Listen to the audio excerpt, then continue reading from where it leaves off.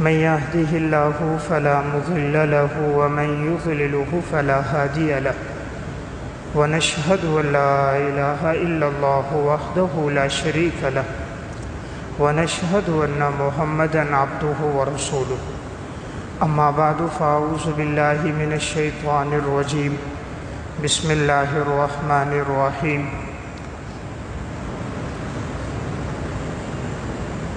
واذكر في الكتاب إبراهيم إنه كان صديقا نبيا إذ قال لأبيه يا أبت لم تعبد ما لا يسمع ولا يبصر ولا يغني عنك شيئا وقال الله تبارك وتعالى في مقام آخر إن إبراهيم كان أمة قانتا لله حنيفا ولم يكن من المشركين شاكرا لأنعمه اجتباه وهداه إلى صراط مستقيم وآتيناه في الدنيا والآخرة وقال النبي صلى الله عليه وسلم الكيس من دان نفسه وعمل لما بعد الموت والعاجز من اتبع نفسه هواها وتمنى على اللہ صدق اللہ العظیم۔ میرے انتہائی واجب الاحترام قابل صد احترام بھائیوں، دوستوں اور بزرگوں، آج ذی قعدہ کی 29 تاریخ ہے اور اس کے بعد جو مہینہ شروع ہونے والا ہے وہ ذی الحجہ کا بابرکت مہینہ ہے۔ اسلامی مہینوں میں ذی قعدہ کا مہینہ 11واں مہینہ ہے، اور اس کے بعد جو اب اگر یہ مہینہ 29 کا ہوا تو آئندہ کل سے انشاءاللہ ذی الحجہ کا مہینہ شروع ہوگا، اور اگر مہینہ 30 کا ہوا تو پرسوں سے شروع ہوگا۔ تو ذی الحجہ کا مہینہ اسلامی مہینوں میں سب سے آخری یعنی 12واں مہینہ ہے۔ اس کے بعد محرم الحرام کا مہینہ ہوتا ہے جس سے اسلامی سال کا آغاز ہوتا ہے۔ یہ جو مہینے ہیں یہ بڑے بابرکت اور بڑے ہی باسعادت مہینے اور ایام ہیں۔ خصوصاً اب جو ذی الحجہ کا مہینہ شروع ہو رہا ہے، اس کا نام ہی ذی الحجہ اس وجہ سے ہے کہ اس میں حج جیسی ایک عظیم و شان عبادت ادا کی جاتی ہے۔ تو اسلامی ارکان میں سے ایک اہم رکن حج ہے، اور اس حج کی ادائیگی ذی الحجہ کے 5 ایام میں ہوتی ہے، یعنی 8، 9، 10، 11 اور 12 ذی الحجہ میں۔ اس وجہ سے اس مہینے کی بڑی فضیلت ہے، اور اس وجہ سے بھی کہ اس میں مسلمانوں کا جو خوشی کا ایک تہوار ہے عید الاضحیٰ، وہ 10 ذی الحجہ کا دن ہوتا ہے، تو وہ نہایت خوشی کا دن ہے مسلمانوں کے لیے۔ اس لحاظ سے بھی یہ مہینہ بابرکت مہینہ ہے، اور اس لحاظ سے بھی بابرکت ہے کہ اس مہینے میں حضرت ابراہیم علیہ السلام کی ایک عظیم الشان سنت، یعنی انسان قربانی کا عمل کرتا ہے، اس وجہ سے بھی ایک بابرکت مہینہ ہے۔ تو اس مہینے کی بڑی نسبتیں ہیں جناب ابراہیم علیہ السلام کے ساتھ۔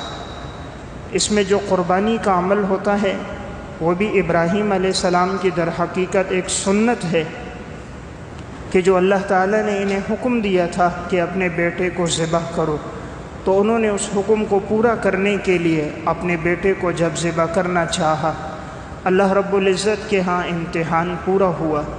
اللہ تعالیٰ نے اس کے بدلے میں ایک مینڈے کو بھیجا، اور قیامت تک کے لیے ہم سب کو حکم دے دیا کہ تم جانور قربان کرو، اللہ کے نام پہ ذبح کرو۔ تو وہ عمل بھی اس مہینے میں ادا کیا جاتا ہے۔ تو چونکہ ابراہیم علیہ السلام کے ساتھ اس مہینے کی بڑی مناسبتیں ہیں، اور ابراہیم علیہ السلام وہ عظیم الشان پیغمبر ہیں کہ اللہ رب العزت نے آپ صلی اللہ علیہ وسلم کی جو بعثت فرمائی وہ ابراہیم علیہ السلام کے بیٹے اسماعیل علیہ السلام کی اولاد میں آپ صلی اللہ علیہ وسلم پیدا ہوئے۔ شیطان کو جو کنکریاں ماری جاتی ہیں وہ بھی ابراہیم علیہ السلام کا عمل، صفا مروہ کے درمیان جو سعی ہے وہ بھی ابراہیم علیہ السلام کی اہلیہ حضرت ہاجرہ کا عمل ہے۔ اپنے بیٹے کو ذبح کرنا یہ بھی ابراہیم علیہ السلام کا عمل۔ تو ابراہیم علیہ السلام کے ساتھ اس مہینے کی بڑی مناسبت ہے۔ تو میں عرض کروں گا کہ ابراہیم علیہ السلام پر اللہ کی طرف سے کتنے امتحانات آئے اور ابراہیم علیہ السلام نے ان امتحانات کو کس طرح پورا کیا، اور اللہ رب العزت نے انہیں وَاتَّخَذَ اللَّهُ إِبْرَاهِيمَ خَلِيلًا فرمایا کہ اے ابراہیم ہم نے آپ کو اپنا دوست بنا دیا۔ اللہ فرما رہے ابراہیم ہم نے آپ کو اپنا دوست بنا دیا۔ تو اللہ جس کو اپنا دوست بنائے اس سے بڑی فضیلت عظمت مخلوق میں کسی کے لیے نہیں ہو سکتی۔ تو ابراہیم علیہ السلام کی زندگی کے بہت سے پہلو ہیں جو اللہ تعالیٰ نے قرآن کریم میں اور جناب رسول اللہ صلی اللہ علیہ وسلم نے احادیث میں بیان فرمائے۔ تو ان کی زندگی کے ایسے رہنما پہلو کون کون سے ہیں جس میں میرے اور آپ کے لیے زندگی گزارنے کا طریقہ موجود ہے؟ تو سب سے پہلا ایک پہلو ابراہیم علیہ السلام کی زندگی کا ہے۔ قرآن کریم سورہ مریم میں اللہ تعالیٰ بیان فرماتے ہیں حضرت ابراہیم خلیل اللہ کی پیدائش جس گھر میں ہوئی تو والد بت بناتے بھی تھے، بتوں کو فروخت بھی کرتے تھے۔ زندگی بت فروشی میں گزر رہی تھی، بتوں کی عبادت میں گزر رہی ہے۔ اللہ تعالیٰ نے ان کے گھر ابراہیم خلیل اللہ کو پیدا کیا۔ پہلا امتحان تھا کہ والد کو دین کی دعوت دو۔ یہ بڑا مشکل کام ہوتا ہے کہ جب والد دین سے بیزار ہو اور حکم ہو کہ والد کو توحید کی دعوت دو۔ ابراہیم علیہ السلام نے تمام آداب کی رعایت رکھتے ہوئے اپنے والد کو دعوت دی۔ قرآن کریم میں اللہ نے بیان فرمایا وَاذْكُرْ فِي الْكِتَابِ إِبْرَاهِيمَ إِنَّهُ كَانَ صِدِّيقًا نَبِيًّا اذ قال لأبيه يا أبت لم تعبد ما لا يسمع ولا يبصر ولا يغني عنك شيئا۔ ابراہیم علیہ السلام کا تذکرہ کیجئے، وہ اللہ تعالیٰ کے بڑے سچے برگزیدہ پیغمبر تھے۔ انہوں نے اپنے والد سے کہا پیارے ابا جان آپ کیوں اس کی عبادت کرتے ہو جو دیکھ بھی نہیں سنتا، سن بھی نہیں سکتا اور آپ سے کسی مصیبت کو دور بھی نہیں کر سکتا، آپ کو نفع نہیں پہنچا سکتا، نقصان نہیں پہنچا سکتا، یعنی آپ نے اپنے ہاتھوں سے اسے بنایا ہے تو آپ اس کی عبادت کیوں کرتے ہیں؟ یا ابت انی قد جاءنی من العلم، پیارے ابا جان اللہ نے مجھے علم دیا ہے، مجھے دین کا علم ہے، وحی کا علم ہے، تو آپ میری پیروی کیجئے، بتوں کی عبادت نہ کیجئے۔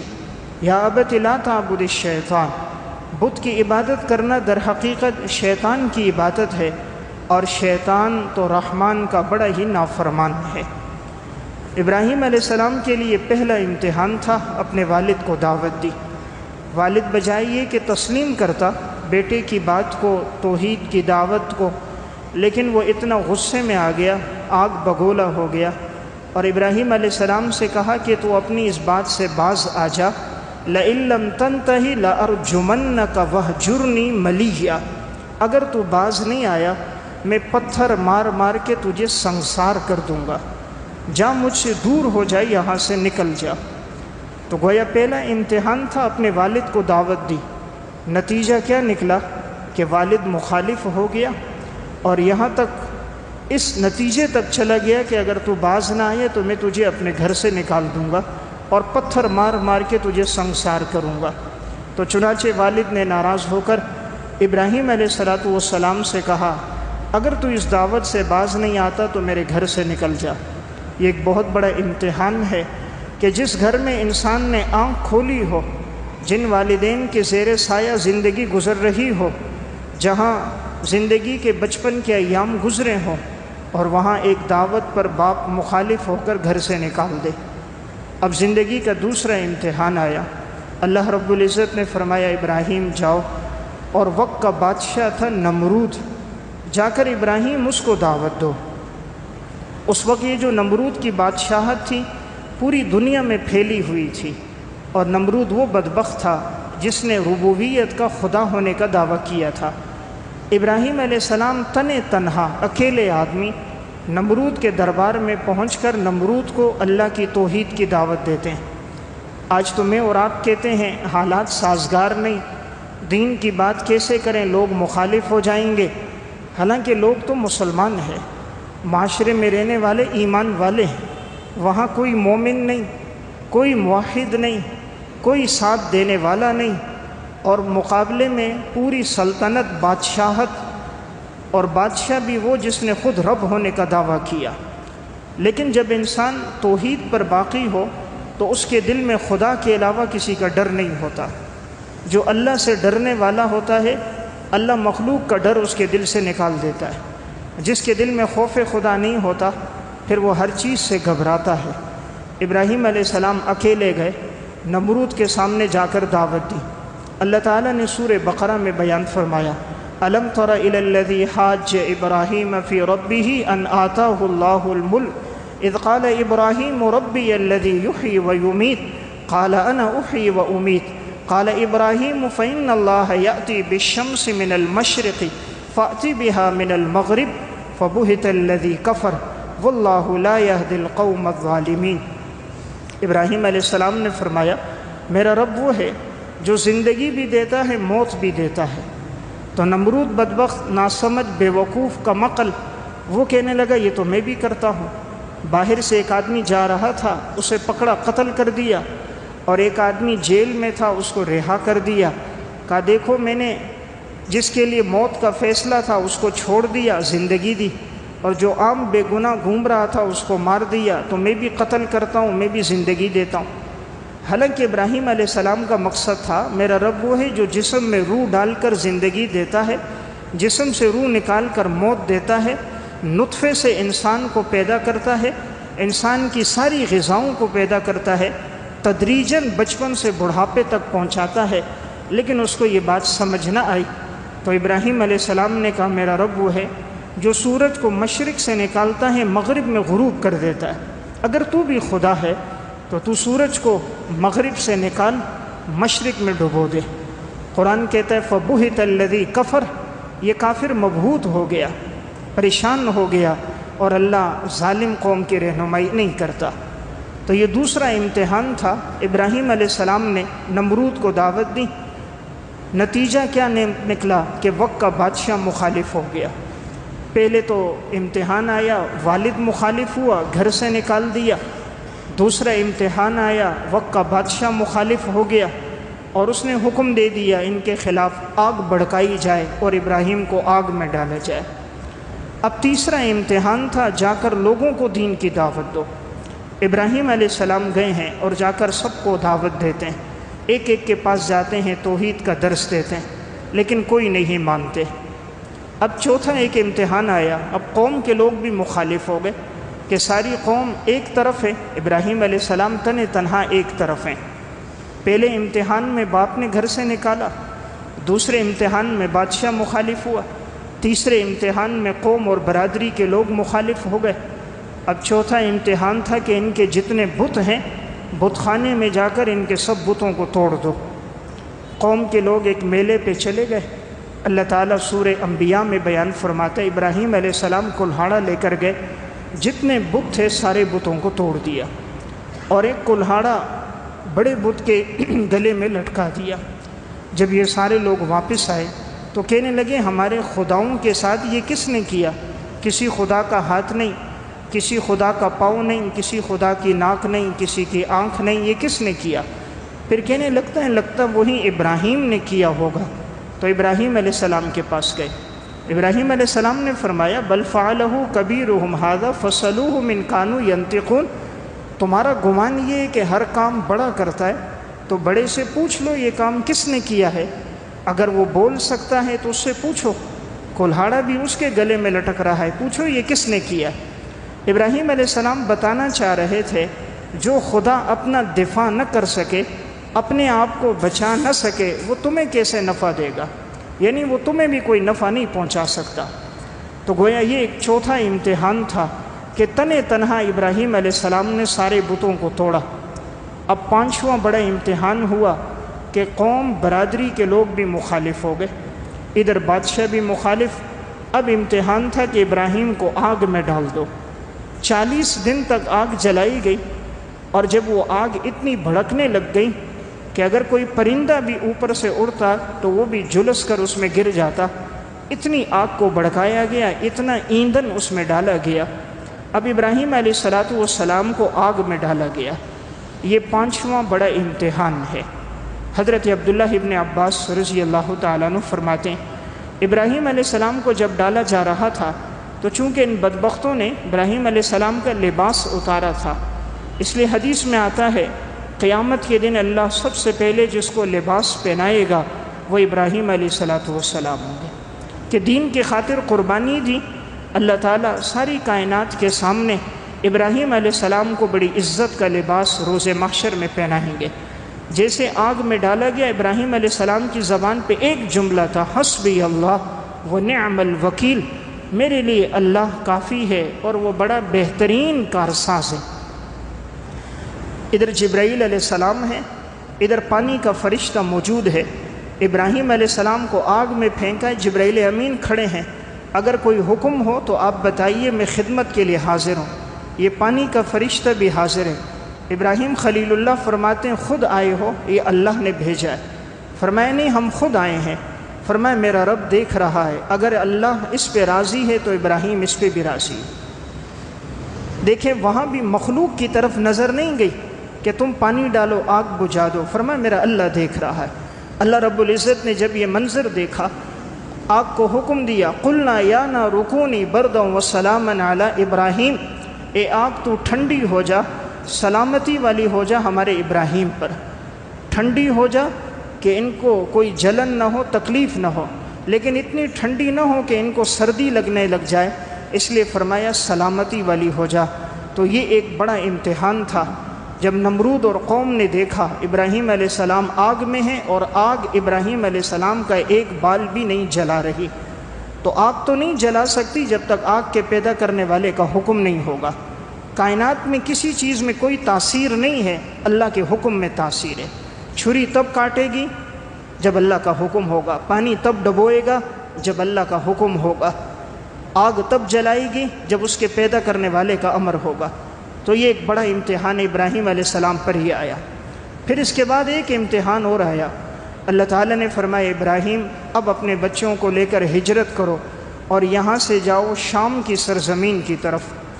انسان جس جگہ رہا ہو، جہاں زندگی گزری ہو، اگر وہاں سے کہا جائے اپنے بیوی بچوں کو لے کر اپنا گھر، اپنا مکان، اپنا سامان چھوڑ کر ہجرت کر لو، تو یہ نفس پہ بہت بھاری ہوتا ہے کہ جہاں انسان نے زندگی گزاری، رہائش ہے، وہاں انسان کا مکان ہے۔ لیکن ابراہیم علیہ السلام کو اللہ کا حکم ہوا، وہاں سے ہجرت کر کے شام میں آباد ہو گئے۔ پھر اللہ کی طرف سے ایک اور امتحان آیا کہ ابراہیم جاؤ اپنی بیوی حضرت ہاجرہ اور اسی طرح اپنے بیٹے اسماعیل کو جاؤ اور جا کر وہاں بیت اللہ کے قریب چھوڑ کر آؤ۔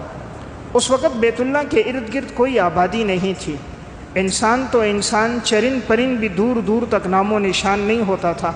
اللہ کا حکم تھا ابراہیم علیہ السلام اپنی گھر والی حضرت ہاجرہ اور بیٹے اسماعیل کو لے کر وہاں سے چلے ہیں، اور جب بیت اللہ کے پاس پہنچے ہیں تو چونکہ وہاں آبادی نہیں تھی، اس وقت ایک ویران تھا، ایک جنگل تھا، ایک بیابان تھا۔ اپنی گھر والی حضرت ہاجرہ کو چھوڑا، دودھ پیتے بچے اسماعیل کو چھوڑا اور جانے لگے۔ آج تو میں اور آپ اپنی بیوی بچوں کو شہر میں نہیں چھوڑ کے جا سکتے۔ اگر ہم سے کہا جائے دین کے تقاضا ہے باہر نکلو، دین سیکھنے کے لیے نکلو، دین پھیلانے کے لیے نکلو، ہم کہتے ہیں ہمارے بیوی بچوں کا کیا ہوگا؟ حالانکہ بیوی بچے شہر میں رہ رہے، گھر میں رہ رہے، مکان میں ہیں، چار دیواری میں ہیں، ارد گرد عزیز و اقارب و رشتہ دار محفوظ ہیں، زندگی کے تمام اسباب موجود ہیں، لیکن یہاں ابراہیم خلیل اللہ کا امتحان، اللہ سے تعلق کتنا ہے۔ اللہ نے فرمایا جنگل میں چھوڑ کر آؤ اور ان سے کوئی بات نہیں کرنی ہے۔ ابراہیم علیہ السلام خاموش ہیں، اپنے بیوی بچوں کو چھوڑا اور جانے لگے۔ حضرت ہاجرہ آواز دیتی ہیں ابراہیم علیہ السلام کو، آپ ہمیں کہاں چھوڑ کے جا رہے ہیں؟ اللہ کی طرف سے حکم تھا، جواب نہیں دینا ہے، خاموش ہیں۔ بیوی پوچھتی ہے کیا اللہ کا حکم ہے؟ ابراہیم علیہ السلام سر ہلا دیتے ہیں، اللہ کا حکم ہے۔ تو حضرت ہاجرہ فرماتی ہیں جب اللہ کا حکم ہے اللہ ہمیں ضائع نہیں کرے گا۔ تو کیا تربیت کی ہے پیغمبر نے اپنی گھر والی کی، اکیلے جنگل میں رہنے کے لیے تیار ہو گئی اللہ کے حکم پر۔ ابراہیم علیہ السلام جب نکلے ہیں، دور چلے گئے، اب بیوی بھی نظروں کے سامنے نہیں، دودھ پیتا بچہ بھی نظروں کے سامنے نہیں۔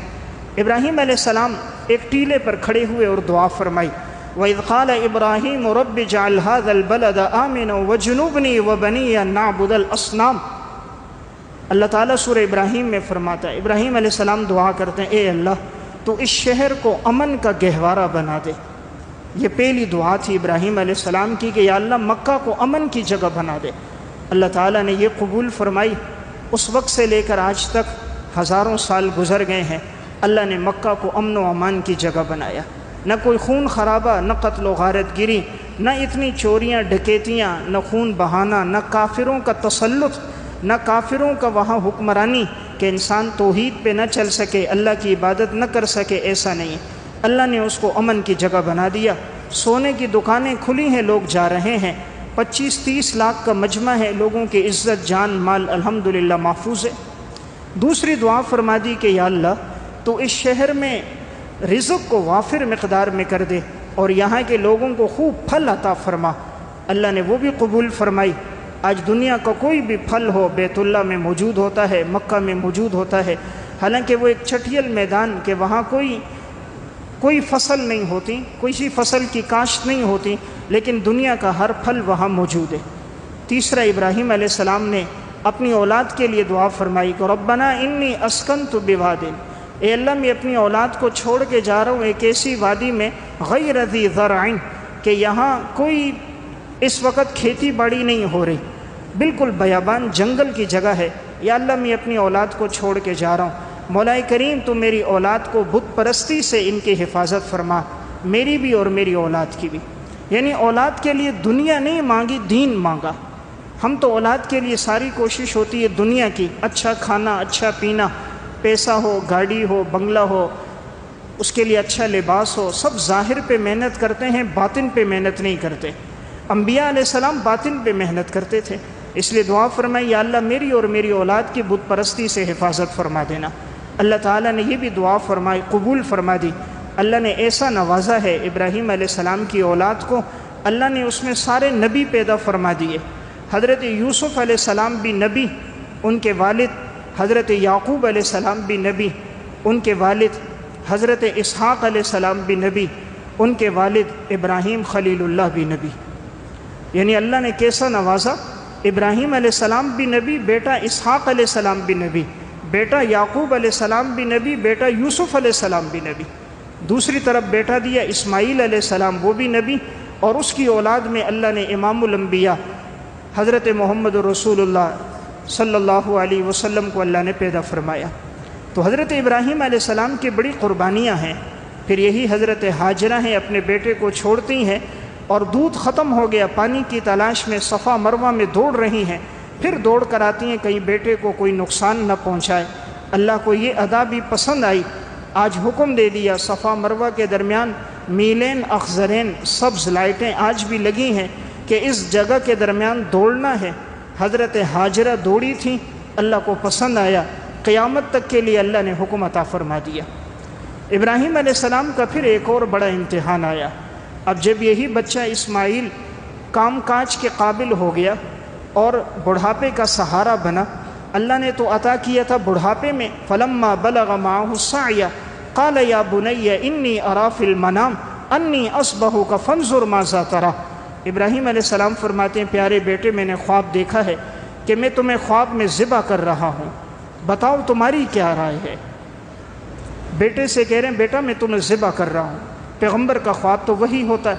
اور آگے بیٹا بھی اسماعیل علیہ السلام تھے، حالانکہ لڑکپن کا زمانہ ہے، بلوغت نہیں ہوئی، سوچ سمجھ نہیں ہے، انسان کی عقل تو تام ہوتی ہے 40 سال کے بعد، یہاں عمر 12 سال ہے، بعض مفسرین نے لکھا 14 سال ہے۔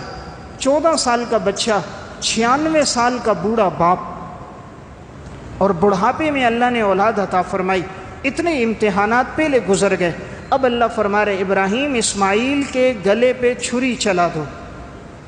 دشمن کے گلے پہ چھری چلانا تو آسان ہے، اپنا لخت جگر ہو، اپنے نطفے سے پیدا ہوا ہو، اپنی گود میں پرورش پائی ہو، آنکھوں کے اشارے پر جان دیتا ہو، بڑھاپے کا سہارا ہو، اسماعیل جیسا فرزند ہو، اور اللہ فرما رہا ہے کہ گلے پہ چھری چلاؤ۔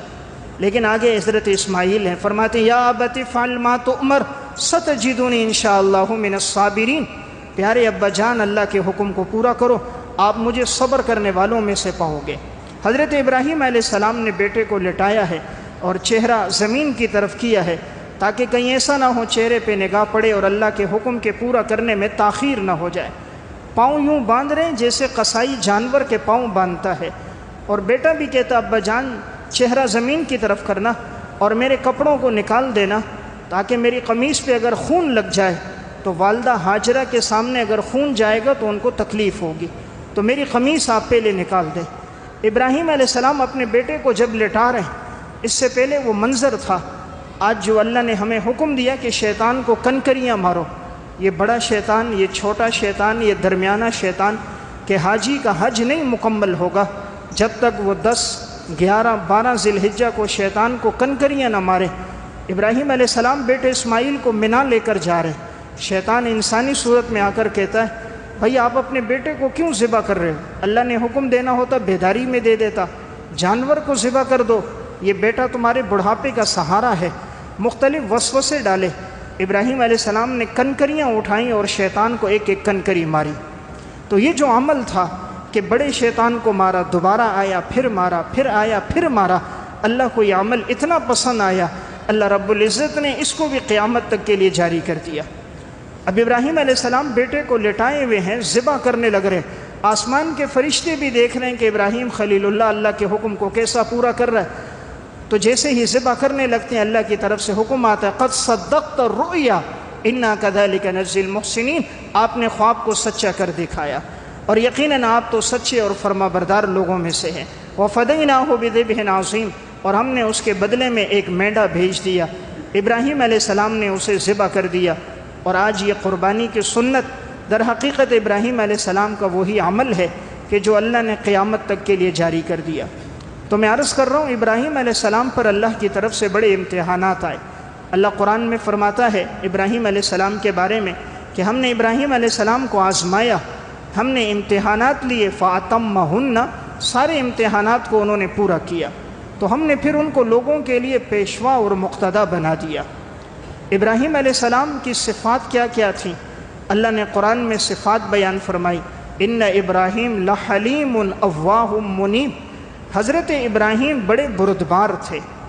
حلیم کا معنی بڑا بردبار، اواہ اللہ کے سامنے خوب رونے والے، آہوزاری کرنے والے، منیب اللہ کی طرف رجوع کرنے والے۔ اللہ تعالیٰ نے 3 صفتیں بیان فرمائی کہ ابراہیم علیہ السلام میں پہلی صفت کیا ہے؟ اللہ کے سامنے گڑ گڑانے والے۔ دوسری صفت کیا ہے؟ بڑے بردبار ہیں۔ تیسری صفت کیا ہے؟ اللہ کے سامنے رجوع کرنے والے۔ اللہ کو یہ صفات ابراہیم علیہ السلام میں بڑی پسند تھی۔ ابراہیم علیہ السلام کی ایک صفت اللہ فرماتا ہے ان ابراہیم کان امتن قانتا للہ حنیفا، ابراہیم علیہ السلام اکیلے پوری جماعت کے قائم مقام تھے۔ ایک آدمی تھے لیکن کام اتنا کیا جیسے پوری جماعت کام کرتی ہے، اس لیے اللہ نے امت کا لفظ فرمایا۔ قانتاً، فرما بردار تھے، اللہ نے جس موقع پر جو حکم دیا کبھی یہ سوال نہیں کیا یا اللہ کیوں کروں، فرما برداری حکم کو پورا کیا۔ یہاں تک کہ صحیح بخاری کی روایت، ابراہیم علیہ السلام کو جب ختنے کا حکم آیا ہے سب سے پہلے انہوں نے ختنہ کیا ہے 80 سال کی عمر میں حکم آیا، 80 سال کی عمر میں حکم آیا، ابراہیم علیہ السلام نے اس وقت بھی اس حکم کو پورا کیا۔ یعنی جہاں شریعت نے جو حکم اللہ رب العزت نے دیا حضرت ابراہیم خلیل اللہ نے اس کو پورا کیا، اس لیے اللہ تعالیٰ نے پھر ابراہیم علیہ السلام کو مقام بھی بڑھا دیا۔ پھر اللہ کی طرف سے ایک اور حکم آیا کہ ابراہیم تم اور تمہارے بیٹے اسماعیل بیت اللہ کو تعمیر کرو۔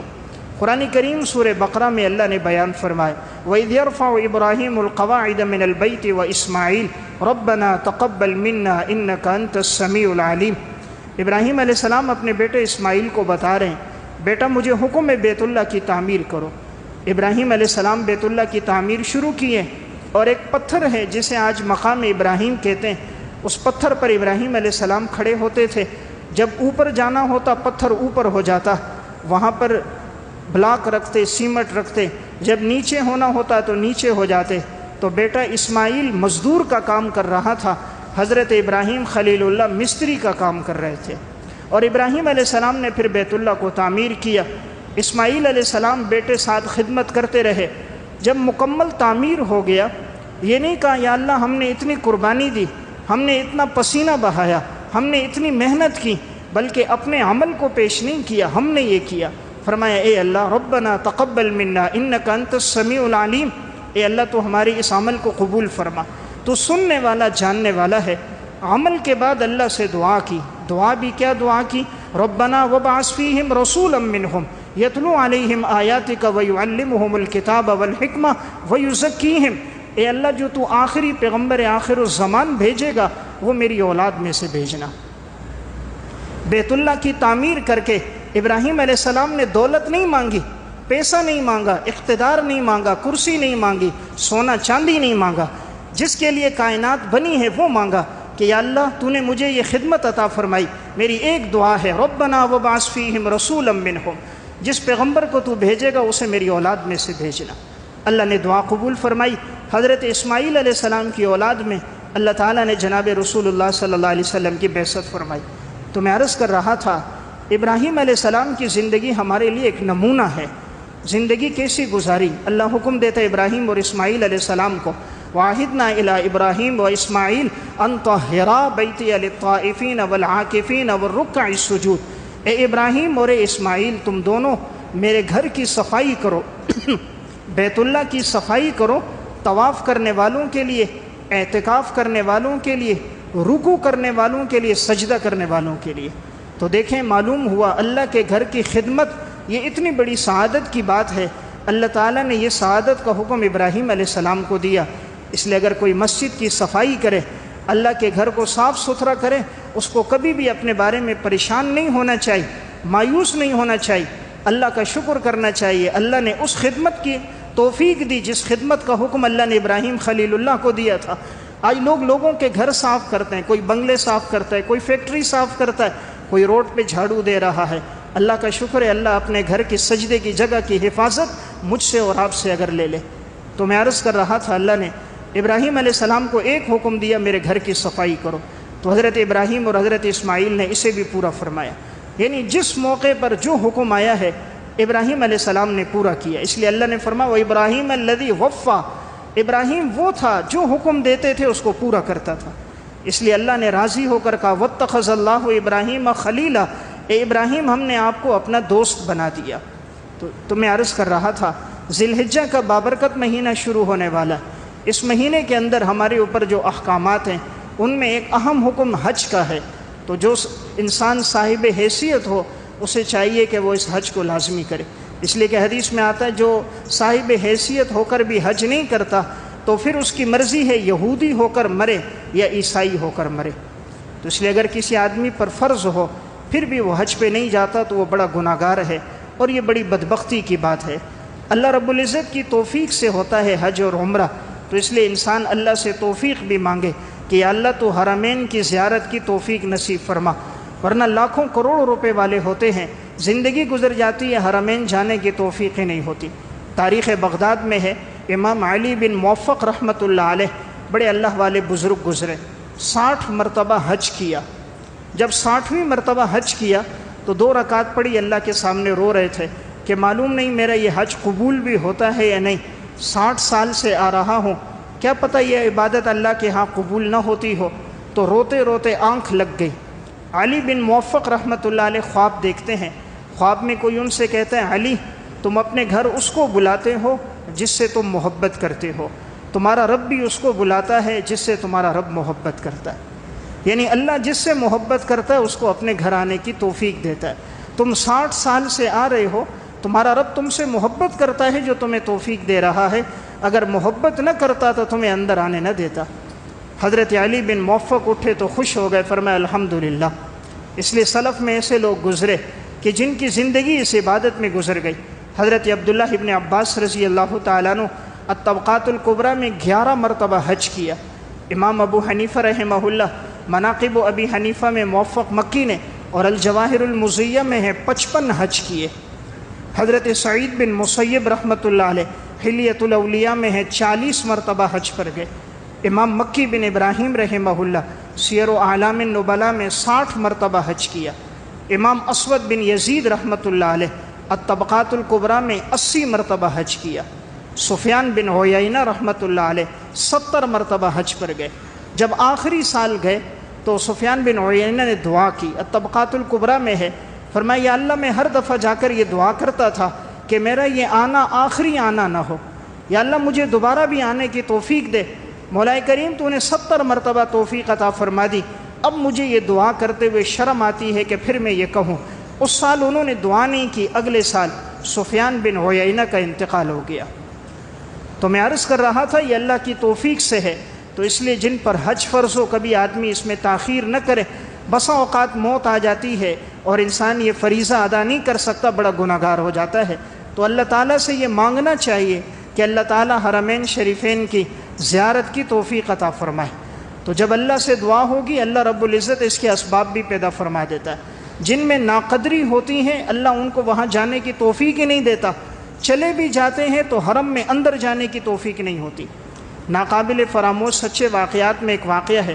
ڈاکٹر نوید احمد حیدرآباد کے ایک بڑے ڈاکٹر گزرے، وہ کہتے ہیں ایک دفعہ ایسا ہوا کہ ایک مریض میرے پاس لایا گیا، وہ بوڑھے تھے تو میں ان کا علاج کرتا رہا۔ ان کے بیٹے سعودیہ میں تھے تو میں نے کافی ان کا علاج کیا تو وہ بڑے خوش تھے مجھ سے، ان کا بیٹا بھی بڑا خوش تھا۔ تو اس کے بیٹے کا سعودیہ سے مجھے فون آیا، ڈاکٹر صاحب آپ نے میرے والد کی بڑی خدمت کی ہے، اگر آپ کو کسی چیز کی ضرورت ہے میں سعودیہ سے بھیج دوں۔ تو انہوں نے اس سے کہا مجھے کسی چیز کی ضرورت نہیں ہے، البتہ 2 باتیں ہیں، جب بھی آپ بیت اللہ میں جائیں طواف کریں تو میرے لیے بھی ایک نفلی طواف کر لیا کریں، جب بیت اللہ پہ نگاہ پڑے میرے لیے دعا کر لیا کریں، اور جب مدینہ جانا ہو آپ صلی اللہ علیہ وسلم کے روضے پہ حاضری ہو تو میری طرف سے سلام بھی کہہ دیں، بس یہ میری طرف سے گزارش ہے۔ اس نے آگے سے کہا یہ 2 کام مجھ سے نہیں ہو سکتے۔ انہوں نے کہا کیا آپ طواف نہیں کرتے ہیں؟ اس نے کہا نہیں۔ کہا کبھی حرم میں داخل نہیں ہوئے؟ اس نے کہا کبھی نہیں ہوا۔ کہا کبھی مدینہ گئے؟ کہا کبھی نہیں گیا۔ کہا کتنا عرصہ ہو گیا؟ کہا 32 سال ہو گئے۔ 32 سال سے سعودیہ میں ہے لیکن کبھی بیت اللہ کے طواف کی توفیق نہ ملی، کبھی مدینہ روضہ رسول پہ حاضری کی توفیق نہ ملی۔ اس لیے میں عرض کر رہا تھا یہ اللہ کی توفیق سے ہوتا ہے۔ انسان یہ نہ سمجھے میں جاتا نہیں ہوں، اللہ بلاتا نہیں ہے۔ ابراہیم علیہ السلام نے اعلان کیا تھا وَأَذِّن فِي النَّاسِ بِالْحَجِّ يَأْتُوكَ رِجَالًا وَعَلَى كُلِّ ضَامِرٍ يَأْتِينَ مِنْ كُلِّ فَجٍّ عَمِيقٍ۔ تفسیر ابن جریر میں اور ابن ابی حاتم میں اللہ نے ابراہیم علیہ السلام سے فرمایا ابراہیم اب تم اعلان کرو، تم نے بیت اللہ تعمیر کر دیا تاکہ لوگ حج عمرے کے لیے آئیں۔ ابراہیم علیہ السلام نے فرمایا یا اللہ میرے آواز کیسے پہنچے گی؟ فرمایا ابراہیم تم اعلان کرو ہم تمہاری آواز پہنچائیں گے۔ حضرت ابراہیم خلیل اللہ نے جبل ابی قبیس پہ کھڑے ہو کر اعلان کیا، جنہوں نے اس پکار پہ لبیک کہا اللہ انہیں وہاں آمد کی توفیق دے دیتا ہے۔ اس لیے قرآن کی آیت ہے کہ لوگ دور دراز سے آئیں گے اور دبلی پتلی سواریوں پہ سوار ہو کر مشقت اور تکلیفیں برداشت کر کے آئیں گے۔ آج بھی آپ دیکھو ساری دنیا سے مسلمان وہاں جمع ہوتے ہیں۔ تو میں عرض کر رہا تھا یہ اللہ کی توفیق سے۔ روض الریاحین میں علامہ یافعی رحمہ اللہ نے ایک واقعہ لکھا، فرماتے ہیں ایک شخص کہنے لگا کہ میں طواف کر رہا تھا، میں نے ایک بوڑھے کو دیکھا بڑا ہی بیمار تھا، بڑی تکلیف کی حالت میں تھی، کمر جھکی ہوئی تھی اور وہ طواف کرتا تھا۔ تو میں نے اس سے کہا آپ کہاں سے آئے ہو؟ اس نے مجھ سے کہا میں سمرقند سے آیا ہوں۔ تو میں نے کہا کتنا عرصہ لگا؟ تو چونکہ معذور تھا، بیمار تھا اور اتنی گنجائش نہیں تھی کہ سواری پر آ سکے تو پیدل سفر کیا تھا، کہا 5 سال کے اندر میں یہاں پہنچا۔ 5 سال پیدل سفر کر کے۔ اس سے اس بزرگ نے پوچھا بیٹا آپ کا کتنا عرصہ ہوا؟ کہا میں 3 مہینے میں پہنچا ہوں۔ اس نے کہا اللہ کے بندے پھر تو ہر سال حج کیا کرو، 3 مہینے تو کوئی عرصہ نہیں۔ یعنی وہ کہتے ہیں 3 مہینے تو کچھ نہیں، تم تو ہر سال کرو، اور وہ 5 سال پیدل سفر کر کے وہاں پہنچا ہے۔ تو جسے اللہ توفیق دے پھر وہ یوں پہنچتے ہیں۔ تمنائے دل میں واقعہ ہے، حضرت مالک بن دینار رحمۃ اللہ علیہ فرماتے ہیں حج کے ایام شروع ہو گئے تھے، جیسے اب شروع ہیں تو کہتے میں نے ایک دن دیکھا کہ بڑی تپتی ہوئی گرمی ہے اور سورج کی حرارت اور تپش بہت ہے، کوئی انسان حیوان نظر نہیں آ رہے، پرندے بھی درختوں پر بیٹھے ہیں سائے میں۔ تو میں نے ایک آدمی کو دیکھا وہ معذور ہے اور سرین کے بل گھسٹتے ہوئے جا رہا ہے، چل سکتا نہیں ہے تو سرین کے بل دونوں ہاتھ رکھ رکھ کر آگے جاتا ہے۔ مالک بن دینار کہتے مجھے بڑا ترس آیا، میں اس نوجوان کے پاس گیا، یہ معذور تھا، میں نے اس کو اپنے گھر بلانا چاہا، یہ نہ آیا، میں نے وہیں اس کی خدمت کی، اس کو کھانا دیا۔ میں نے کہا کہاں جا رہے ہو؟ کہا حج کے سفر میں جا رہا ہوں۔ تو میں نے کہا آپ کے پاس تو سواری نہیں ہے، آپ پر تو حج لازم ہی نہیں ہے، آپ سواری ہوتی تب حج لازم ہوتا، تو میں ایسا کرتا ہوں آپ کے لیے سواری خرید کر دیتا ہوں، اس سواری پہ جاؤ۔ اس نے فرمایا جب غلام اپنے آقا کی نافرمانی کرے اسے سواریوں پہ نہیں جانا چاہیے، آقا کو منانے کے لیے پیدل جانا چاہیے۔ تو میں اپنے رب کو منانے کے لیے چلا ہوں۔ کہا آپ کے پاس تو سواری نہیں ہے؟ کہا سواری نہیں ہے، الحمدللہ ایمان کا جذبہ تو موجود ہے۔ مالک بن دینار کہتے میں نے کہا آپ ٹھہرو، 2-3 دن میرے پاس ٹھہرو پھر چلو۔ کہا راستہ بہت دور ہے، میں بہت پہلے نکلا ہوں، 7 مہینے ہو گئے، اور میں ایک اندازے سے نکلا تھا کہ اس طرح تاکہ میں پہنچ جاؤں، اگر میں راستے میں ٹھہرا تو میں حج میں نہیں پہنچ سکوں گا۔ مالک بن دینار کہتے میں دیکھ رہا تھا وہ سرین کے بل یوں گھسٹتے گھسٹتے جا رہا ہے۔ کہتے ہیں جب میں بعد میں سواری لے کر بیت اللہ پہنچا تو میں جب طواف کر رہا تھا میں نے اس کو وہیں دیکھ لیا، میں نے دیکھا اور پہچان لیا۔ میں قریب گیا، میں نے سلام کیا، میں وہی مالک بن دینار ہوں۔ بھائی کب پہنچے؟ کہا الحمدللہ 1 ہفتہ ہوا ہے پہنچ گیا۔ کہا کس طرح آئے ہو؟ کہا بس اسی طرح چلتے چلتے آیا، سرین کے بل گھسٹتے ہوئے۔ کہا میں نے دیکھا جب وہ بیت اللہ کا طواف کرتا دعا کرتا تھا ایسا روتا تھا کہ سارے مجمع پہ رقت طاری ہو جاتی تھی۔ جب انسان کا اللہ سے تعلق مضبوط ہو جاتا ہے دل نرم ہو جاتا ہے، آنکھوں سے آنسو بہنے لگ جاتے ہیں، عبادت کی اللہ توفیق دیتا ہے، زبان پر تلاوت ہوتی ہے۔ پھر تو اب یہ دعا کرتا تھا مجمع پہ رقت طاری ہو جاتی۔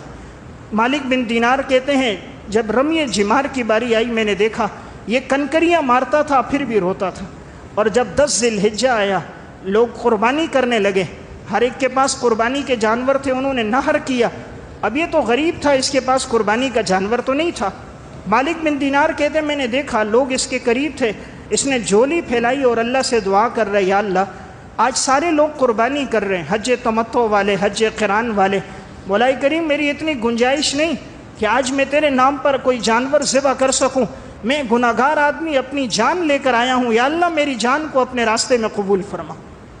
مالک بن دینار کہتے ہیں اس نے جھولی پھیلائی، آسمان کی طرف نگاہ ڈالی، آنکھوں سے آنسو بہنے لگ گئے، تو کہا میں نے دیکھا اس نے کلمہ پڑھا، سجدے میں گیا، وہی انتقال ہو گیا کہ اللہ میرے پاس کچھ نہیں ہے میں تیرے نام پہ دے سکوں، ایک جان ہے تیرے نام پہ دینے آیا ہوں۔ کہا میرے سامنے کلمہ پڑھا، سجدے میں گیا، جان دے دی۔ تو میں عرض کر رہا تھا یہ اللہ کی توفیق سے، جنہیں اللہ توفیق دے وہ سرین کے بل بھی پہنچ جاتے، جنہیں اللہ توفیق نہ دے وہ اگر اتنی دولت موجود ہو کہ ہر دن وہاں جانے کی سخت ہو، پیسہ ہو، اللہ توفیق نہ دے وہ وہاں نہیں جا سکتے۔ خطبات فقیر میں ایک واقعہ ہے کہ ایک شخص اتنا دولت مند تھا، اتنا پیسے والا تھا کہ اگر وہ روزانہ عمرہ کرنا چاہے تو وہ کر سکتا تھا۔ بیرون ممالک کے تمام کے اس کے سفر ہوئے تھے، امریکہ کے، یورپ کے، فرانس کے، برطانیہ کے تمام سفر ہوئے، کبھی حرمین جانے کی توفیق نہیں ہوئی۔ تو رشتہ داروں نے بہت کہا بھئی اب تو موت کا وقت قریب ہے، 65 سال عمر ہو گئی، چلو اس سال چلے جاؤ۔ تو سب نے تیار کیا، آخر تیار ہو گیا، اب ٹکٹ لگ کر آ گیا، بات طے ہو گئی، ساری بات ہو گئی۔ جس دن روانہ ہونا تھا 2 دن پہلے کوئی پرانے دوست آ گئے دنیا دار، انہوں نے کہا یار حج تو بعد میں بھی ہو جائے گا، چلو اس سال چلتے ہیں، ذرا تفریح کے لیے برطانیہ جاتے ہیں، فلاں سفر ہے، وہ اس کو وہاں اپنے ساتھ لے کے چلے گئے۔ یہ وہاں نہیں گیا۔ اب واپسی کے جو تاریخ اس پہ ٹکٹ پہ لکھی ہوئی تھی، جو ساتھی ان کے ساتھ تھے وہ سارے تو چلے گئے، وہاں سے واپس بھی آ گئے، یہ اپنے باہر کے سفر پہ گیا، وہاں سے لوٹ کر آیا۔ جو حجاج کرام اس کے ساتھ جن کے ٹکٹ ہوئے تھے جس دن وہ آئے ہیں 3 دن بعد اس شخص کا انتقال ہو گیا۔ تو دیکھیں اگر توفیق ہوتی حج کر کے آتا، گناہ بھی جھڑ جاتے، گناہ بھی معاف ہو جاتے، اتنی دولت اور پیسہ موجود تھا لیکن اللہ نے توفیق نہیں دی، اپنے گھر نہیں بلایا، سب کچھ ہوتے ہوئے بھی محروم ہو گیا۔ تو میں ایک بات عرض کر رہا تھا، ذی الحجہ کا بابرکت مہینہ اگر آج تاریخ 29 رہی، چاند نظر آیا تو کل سے شروع ہونے والا ہے، تو اس بابرکت مہینے میں 3 چیزوں کا اہتمام کیا جائے۔ سب سے پہلی بات یہ ہے جو ساتھی قربانی کرنے کا ارادہ کرے تو مستحب یہ ہے کہ وہ اپنے بال پھر آج ہی کاٹ دے، آج ہی اپنے بال ناخن وغیرہ کاٹ دے، یہ مستحب عمل ہے۔ صحیح مسلم کی روایت میں ہے کہ جو قربانی کرنا چاہتا ہے کہ وہ پھر اپنے بال اور ناخن نہ کاٹے جب تک قربانی نہ کر لے، اس لیے انسان اس سنت پہ عمل کرے گا تو اجر و ثواب ہوگا۔ اپنے بال ناخن کاٹنے ہو تو آدمی ابھی ہی کاٹ دے، تو یہ حجاج کرام کے ساتھ مشابہت ہے۔ دوسرا ان 10 دنوں کی فضیلت یہ ہے کہ آپ علیہ الصلوۃ والسلام نے فرمایا، ترمذی کی حدیث ہے، اس میں 1 دن روزہ رکھنا 1 سال کے برابر روزہ رکھنے کا ثواب ہے، اور 1 رات قیام کرنا لیلۃ القدر کے قیام کے برابر ثواب ہے۔ اس لیے ان 10 دنوں میں جتنا آدمی ہو سکے کثرت سے روزہ رکھے، خاص طور پہ عرفہ کے دن جو 9 ذی الحجہ ہوگا، عید سے ایک دن پہلے، اس کی فضیلت اتنی ہے کہ آپ علیہ السلام نے فرمایا 1 سال گزشتہ اور 1 سال آئندہ کے اللہ تعالیٰ گناہ معاف کر دیتا ہے۔ اور تیسرا کام اس میں اللہ نے اگر وسعت دی ہو تو انسان قربانی کا عمل کرے، کہ آپ علیہ السلام نے فرمایا جو آدمی قربانی کرتا ہے، جانور کے خون کا قطرہ زمین پہ گرتا ہے، اللہ اس کے ماضی کے گناہ معاف کر دیتا ہے۔ تو اللہ نے وسعت دی ہو، انسان اس عمل میں پیچھے نہ ہو۔ آپ علیہ السلام 10 سال مدینہ میں رہے اور ہر سال آپ علیہ السلام نے قربانی کی، اپنی طرف سے بھی کی، امت کی طرف سے بھی۔ تو اللہ نے جس کو وسعت دی ہو اپنی طرف سے، جناب رسول اللہ صلی اللہ علیہ وسلم کی طرف سے، حضرات صحابہ سلف والدین کی طرف سے بھی کرے۔ اللہ ہم سب کو توفیق عطا فرمائے اور عمل کرنے کی توفیق دے۔ وآخر دعوانا الحمدللہ رب العالمین۔